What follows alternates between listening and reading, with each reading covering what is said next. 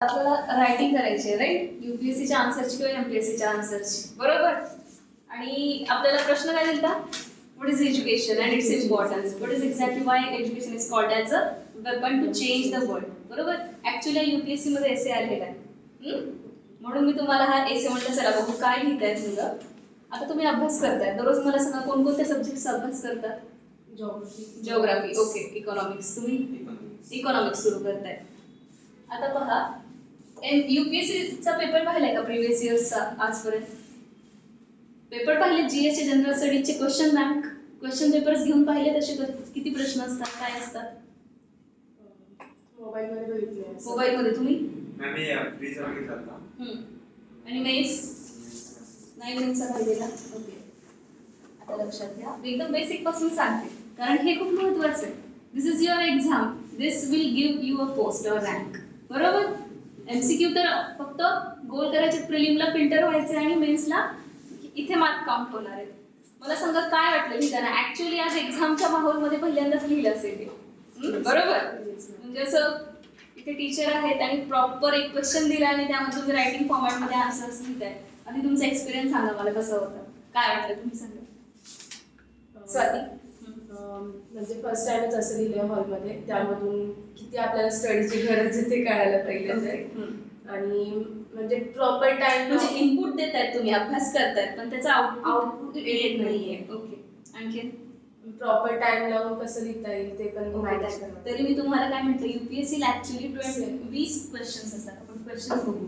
But total जीएसचा paper असतो, किती जीएसचे paper असतात? 4 पेपर्स असतात आणि एका पेपरमध्ये किती क्वेश्चन्स असतात? 20. आणि वेळ किती असतो? 3 आवर्सचा वेळ असतो रायटिंगसाठी. 20 क्वेश्चन तुम्हाला 3 तासात लिहायचे, तर एक क्वेश्चन किती वेळात लिहायचा? 7 to 8 मिनिट विथ रीडिंग. म्हणजे एक क्वेश्चन तुम्हाला वाचायचा आहे, त्याचा कंटेंट ब्रेनस्टॉर्मिंग करायचं आहे, कंटेंट क्रिएट करायचा आहे आणि तो तुम्हाला कंटेंट क्रिएट करून क्वेश्चनची डिमांड ओळखून तुम्हाला त्या टाइम फ्रेम मध्ये तो प्रश्न कंप्लीट करायचा. मला सांगा, ब्रेन कितीच्या स्पीडने पळेल? आपल्या स्कूटीच्या स्पीडने पळेल का बुलेट ट्रेनच्या स्पीडने पळायला हवा? त्यासाठी तुमचा जो कंटेंट ऑलरेडी तुम्ही सगळं आजपर्यंतची वर्ष, 2 वर्ष, 3 वर्षाची जी मेहनत आहे ती कशात उतरायला हवी? या 7 ते 8 मिनिटात उतरते का? आणि हा अजून एक किती लिहायचं असतं? एक तुम्हाला वाटतं मी 8 मिनिटं दिली, एवढ्याला तुम्हाला किती मार्क्स मिळतील? 1 मार्क. सांगा किती अपेक्षा, किती मार्क्स मिळतील? 1 ते 2 मार्क्स मॅक्सिमम. कारण बघा, आपल्याला एका मिनिटामध्ये जवळपास 20 ते 25 शब्द लिहायचे असतात, तेव्हा तुमचे 5 मिनिटामध्ये किती शब्द होतील?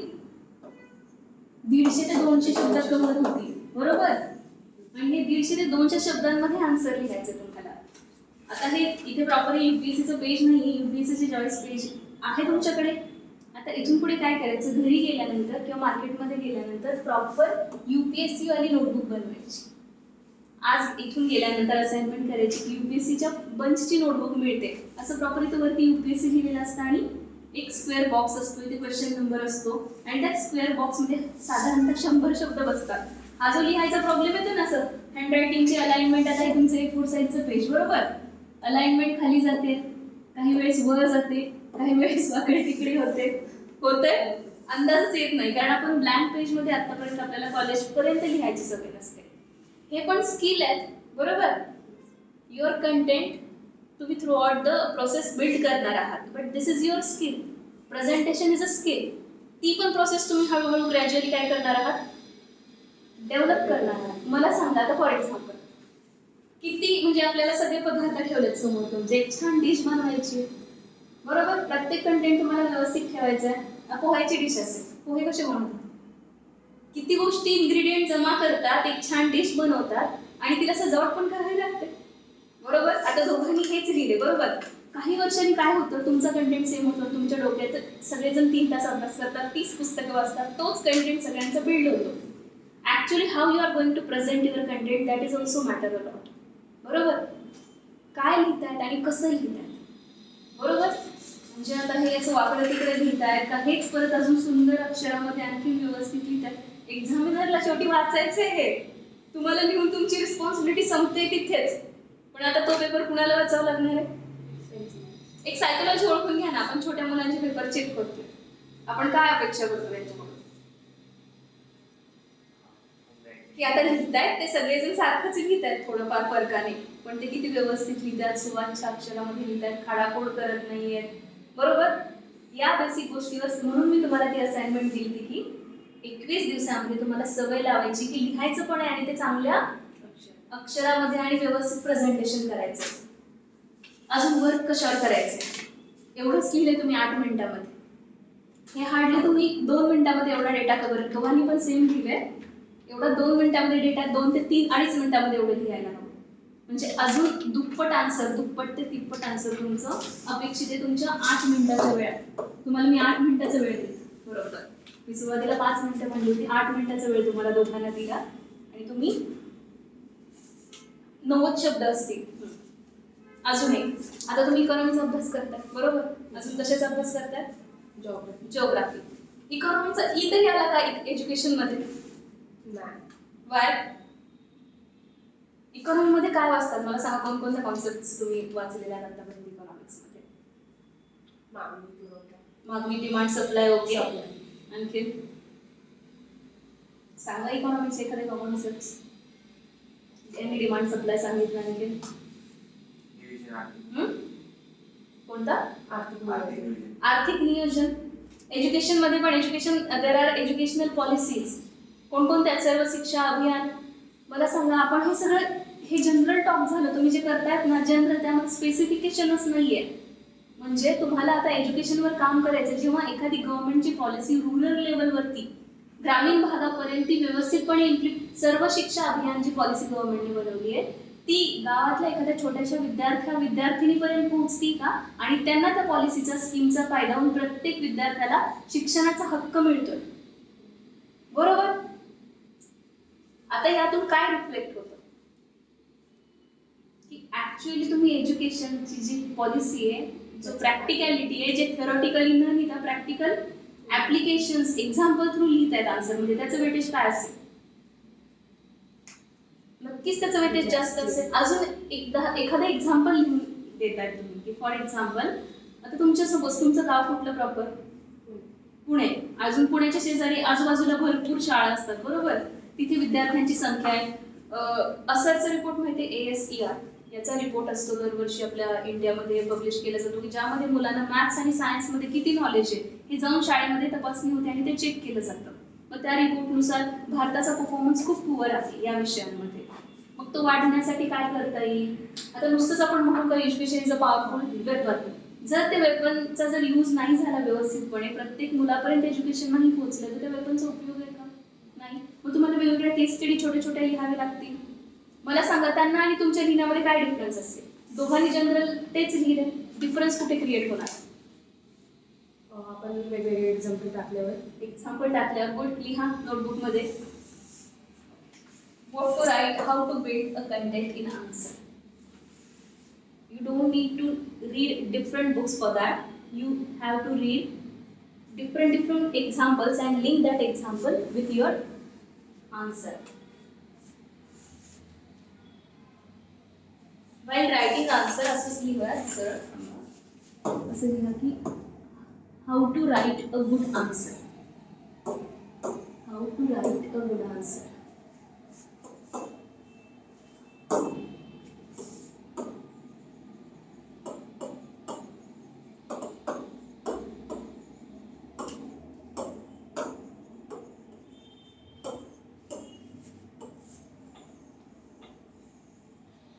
This is your UPSC page.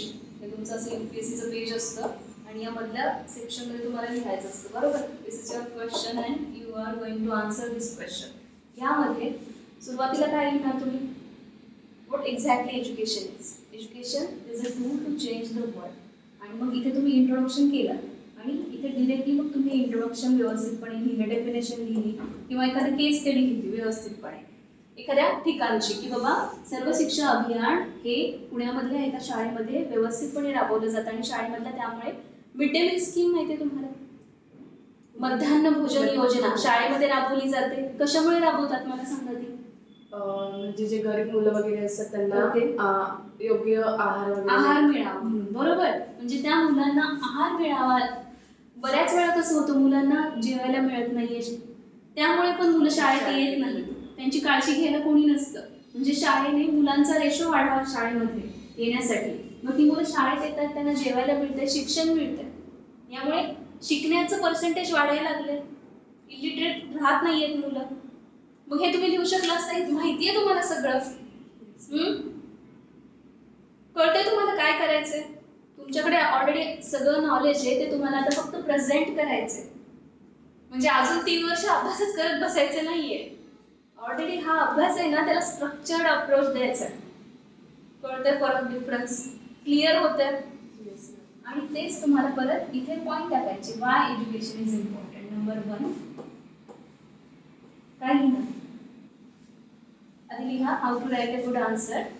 Basically first introduction, dash करा इंट्रोडक्शनच्या पुढे. इंट्रोडक्शन डेफिनेशनने सुरुवात करू शकता. इंट्रोडक्शनची एखादी एज्युकेशनची डेफिनेशन किंवा एज्युकेशन पॉलिसी आहे आपली एखादी, ती डायरेक्टली पॉलिसी आपण लिहून उत्तराला सुरुवात करू शकतो. डेटा तुम्ही इथे देऊ शकता. एखादा डेटा पण तुम्ही सांगू शकता. फॉर एक्झाम्पल एखादा डेटा सांगा मला एज्युकेशन मधला कोणताही, की आपल्या गव्हर्नमेंटच्या बजेटमध्ये एज्युकेशनमध्ये किती % इन्व्हेस्टमेंट केली जाते. गव्हर्नमेंटमध्ये एज्युकेशन या सेक्टरसाठी किती पैसा दिला जातो. म्हणजे प्रत्येक सेक्टर असतात, एज्युकेशन सेक्टर, हेल्थ सेक्टर, आणखी इकॉनॉमीचे सेक्टर सांगा जरा अभ्यास करतात. सेक्टर्स ऑफ इकॉनॉमी सांगा मला किती, how many sectors in economy. नाही 11. नाही, पहिलाच चॅप्टर, मला वाटतं दुसराच चॅप्टर आहे. कोणतं पुस्तक वाचताय? पुस्तक कोणते वाचताय? दिसले सरांचं. बरं ठीक आहे, त्यात दुसराच चॅप्टर आहे इकॉनॉमिक्स म्हणून, कॉन्सेप्ट्स इन इकॉनॉमी, आर्थिक काहीतरी आहे. आर्थिक नियोजन, हा बरोबर, आर्थिक नियोजन. सांगा किती सेक्टर्स आहेत इकॉनॉमीचे. कारण मी स्वतः इकॉनॉमिक्स शिकवते म्हणून मी बेसिक विचारते एकदम तुम्हाला. How many sectors of economy is there? There are mainly 5 sectors of economy. Primary sector, secondary sector, tertiary sector, quaternary sector आणि quinary sectors. These 3 sectors are important. These 2 sectors are called as R&D sectors and decision making sectors. शिकलाय? काय होतंय मग? लक्षात येत नाही. बघा असं होतंय. त्यामुळे 2025चा अटेम्प्ट असेल, 26चा असेल, गोष्टी इथेच जागेवर येतात जर व्यवस्थितपणे तुम्ही त्यांना काय म्हणतो, त्याला स्ट्रक्चर्ड अप्रोच मध्ये गोष्टी आणल्या नाहीत तर. त्यासाठी आन्सर रायटिंग खूप महत्त्वाचं असतं. नुसतं आपण काय म्हणतो मला लिहिता येईल, पण ऍक्च्युअली लिहिता एज्युकेशन एकदम बेसिक गोष्ट होती. किती गोष्टी आणखी लिहू शकला असतात. मला सांगा सायन्स अँड टेक्नॉलॉजीची एज्युकेशन तुम्ही घेताय. You are a youth of India.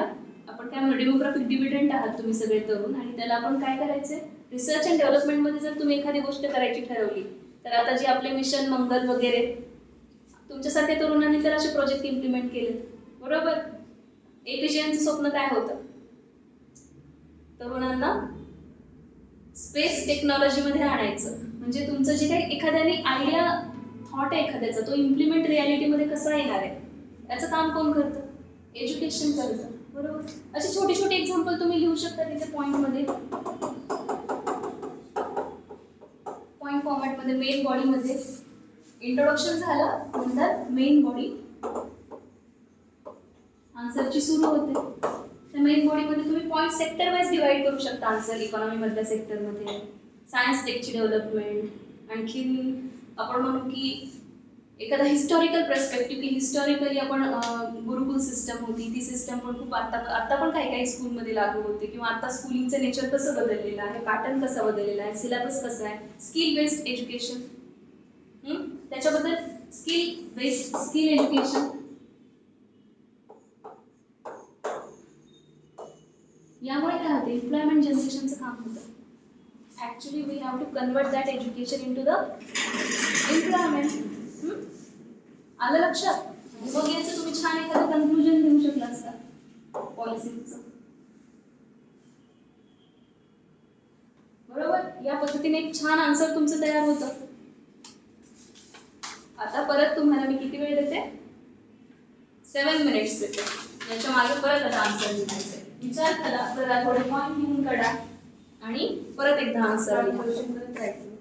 नाही, गरज नाही. क्वेश्चन माहिती आहे तुम्हाला. Education is the most powerful weapon which can change the world. आता व्यवस्थित स्ट्रक्चर तयार करा. 4-5 पॉईंट साईडला लिहा. एखाद्या केस स्टडी बनवा. स्वतःच्या एक्झाम्पल्स क्रिएट करा. 3 मिनिटाचा वेळ घ्या. त्याच्यानंतर आपण एक्झॅक्टली 7 ते 8 मिनिटं देते तुम्हाला. त्यामध्ये आन्सर लिहा.